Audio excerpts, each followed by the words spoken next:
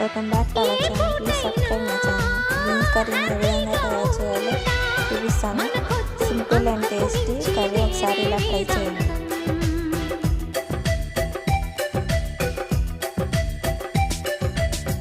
ఏ బాటైనా పర్వాలేదంట, సమయంతో సాగటమే మన సింపుల్ సిద్ధాంతం.